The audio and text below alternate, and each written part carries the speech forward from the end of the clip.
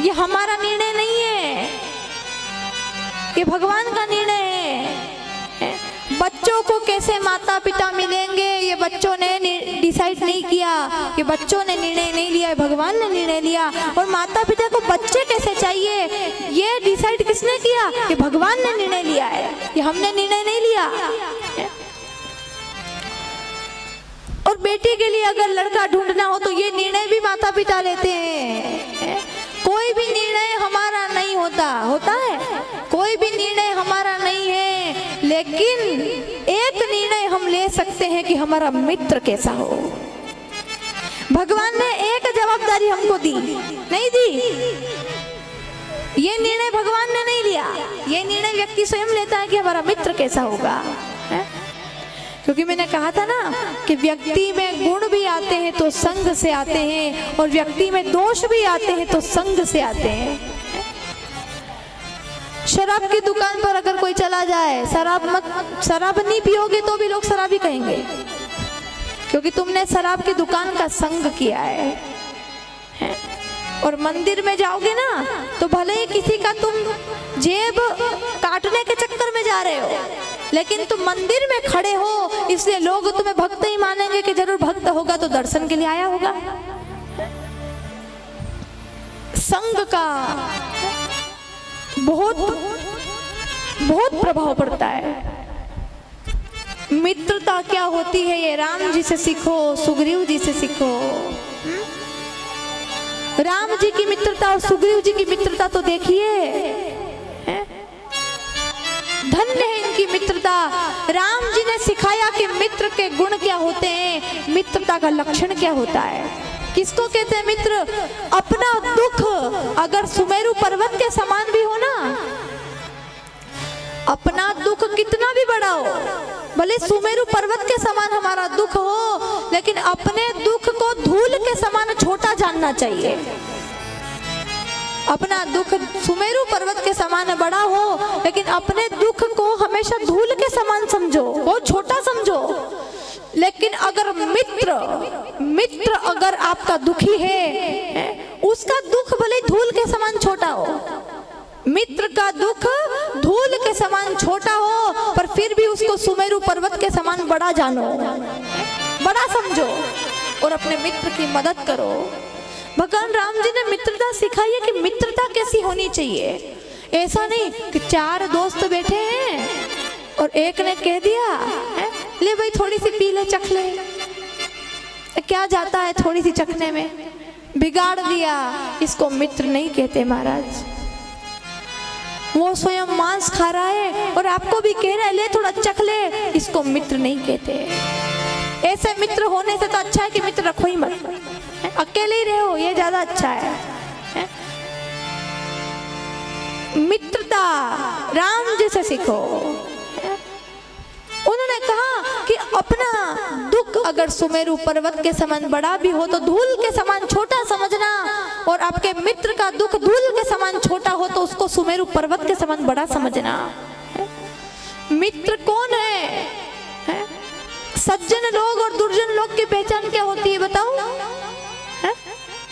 मुंह ही नहीं हिला रहे। सज्जन लोग और दुर्जन लोगों की पहचान में सिर्फ एक ही अंतर है कि जो सज्जन लोग होते हैं ना, सज्जन लोग होते हैं ऊपर से कठोर होते हैं, ऊपर से कठोर होते हैं, अंदर से निर्मल होते हैं, नारियल की तरह होते हैं। सज्जन लोग, अच्छे लोग जो होते हैं नारियल की तरह होते हैं, ऊपर से तो कठोर होते हैं लेकिन अंदर से निर्मल होते हैं।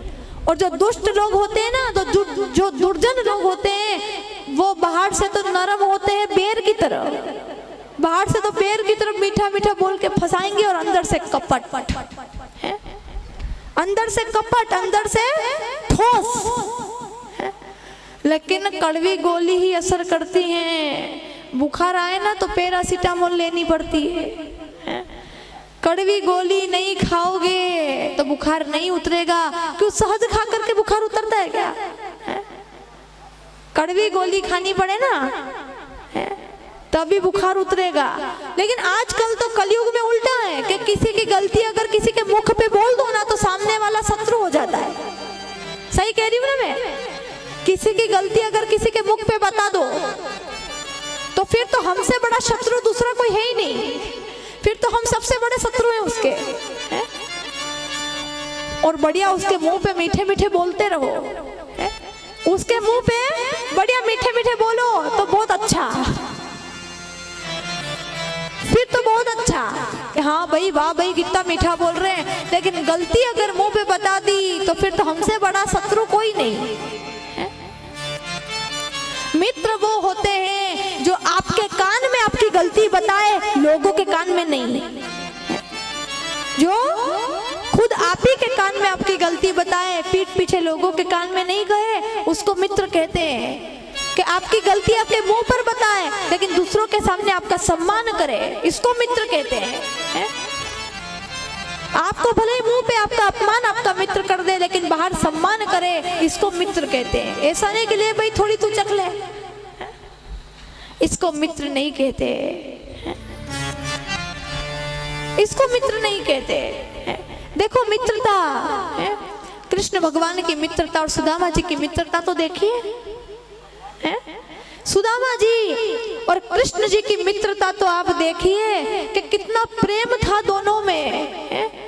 कि एक तो कुटिया का राजा है, एक अपनी कुटिया का राजा है और एक द्वारिका का राजा है। पर देखो सुदामा जी जैसे ही द्वारिका में आए तो भगवान श्री कृष्ण उनके चरणों में बैठे ना। सुदामा जी द्वारिका आए थे तो भगवान श्री कृष्ण चरणों में बैठे थे और चरणों में बैठ करके उन्होंने सुदामा जी के पैर धोए थे। ये किसका सम्मान था? ये क्या भिखारी का सम्मान था? नहीं, ये भिखारी का सम्मान नहीं था, ये किसी भीख मंगे का सम्मान नहीं था। ये सम्मान था जो लक्ष्मीपति नारायण ने अगर सुदामा जी के चरण धोए हैं, ये किसी भिखारी के चरण नहीं धोए। भगवान ने अगर सुदामा का इतना सम्मान किया है तो वो सम्मान सुदामा के त्याग का सम्मान है। सुदामा के त्याग का सम्मान भगवान ने किया है, संतोष का सम्मान किया है। अब देखो मित्रता में कहीं पैर पड़ने का कहीं विधान है ही नहीं, पैर पड़ने का कोई विधान है? मित्रता में पैर कोई पड़ता है? कोई नहीं पड़ता है। बचपन के जब मित्र मिलते हैं तो गले लगते हैं ना, और बचपन की बातें शेयर करते हैं कि अरे बचपन में तुम ऐसे थे, बचपन में हमने ये किया वो किया, हम ये सब बातें करते हैं बचपन में।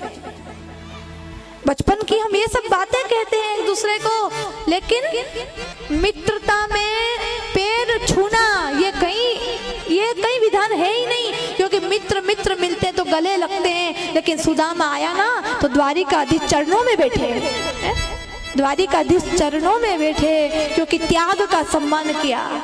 इसको कहते हैं मित्रता। वो नहीं थोड़ी सी तू चख ले, थोड़ा हम मांस खा रहे थोड़ा तू भी खा ले, अरे ऐसे तो मित्र रखो ही मत क्योंकि बिगड़ जाओगे। मैंने पहले भी कहा था कि तुम्हारी संगत तुम्हारी खराब है और बदनाम माता पिता के संस्कार हो जाते हैं। हनुमान जी ने मित्रता कराई, राम जी की मित्रता कराई, सुग्रीव जी के साथ वो भी अग्नि की साक्षी में। फिर जानकी जी के बारे में बताया, फिर जानकी जी के बारे में बताया कि मेरी पत्नी का हरण हो गया है। सुग्रीव जी ने कहा अच्छा, जिसको दुष्ट रावण ले जा रहा था वो प्रभु आप ही की पत्नी थी? हमको देखा उसने तो उन्होंने कुछ सामान पटक दिया था, वो सामान मैं अभी आपको बताता हूँ। तो जैसे ही माँ सीता ने जो सामान फेंका था वो सारा सामान दे दिया, सारा सामान दे दिया राम जी को कि ये देखो ये उन्हीं के है ना। अब पूरा पक्का भी तो होना चाहिए कि ये सामान उनके हैं। अब राम जी ने वो सामान देखा तो फिर लक्ष्मण जी को बताया कि लक्ष्मण ये तुम्हारी भाभी का ही सामान है ना, ये तुम्हारी भाभी का ही सामान है ना। राम जी ने वो सामान किसको बताया? लक्ष्मण जी को बताया।